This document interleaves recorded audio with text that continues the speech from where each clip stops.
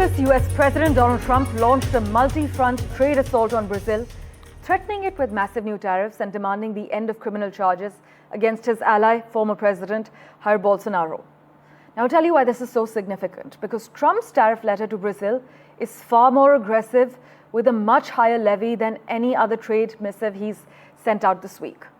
And it prompted Brazilian President Luiz Inácio Lula da Silva to push back on what he called interference in the nation's affairs.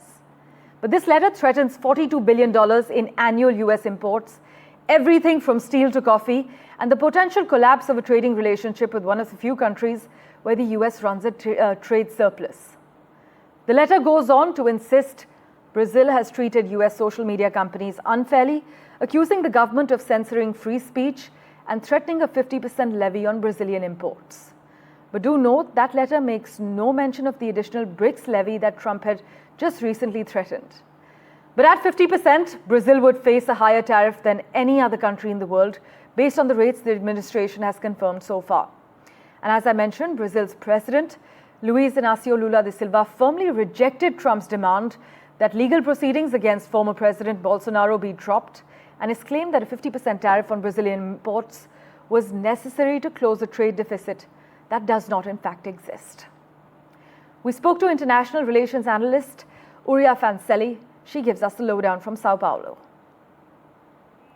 Trump's 50% tariffs on Brazilian products might have, in a very limited sense, a political angle. He's clearly trying to protect Jair Bolsonaro, Brazil's former president, from what he's calling a political witch hunt by the country's judiciary. Let's not forget, Bolsonaro tried to stage a coup in January 2023, very similar to Trump's Capitol riot. His supporters invaded the buildings of all three branches of government in Brasilia, and as a result, Bolsonaro is now banned from running for office and could even face prison. So this pressure from Trump isn't just about economics, it's a message to his own base. He's presenting Bolsonaro as a victim of the same forces he claims are after him. It fits his narrative. Strong leaders, silenced by institutions, fighting for freedom. But honestly, I don't think that's the real reason behind such drastic economic measure. What really matters is timing. As I've been saying all week, this announcement comes right after the BRICS summit hosted by Lula.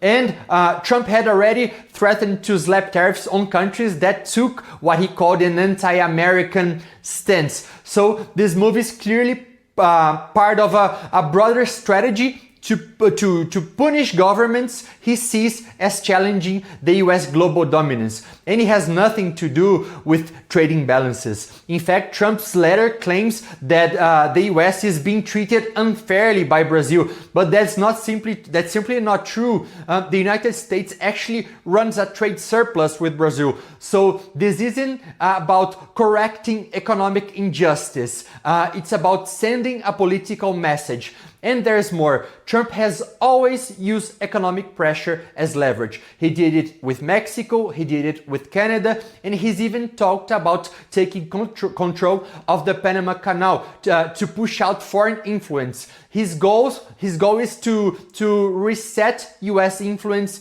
in Latin America, not through dialogue, but through pressure. And tariffs are his favorite tool. This isn't about defending shared values or protecting American voters. It's about control, about reshaping the map of influence in the region and selling that as patriotism to his base. He wraps it in slogans, but in the end, it's old school power politics dressed up in America First language.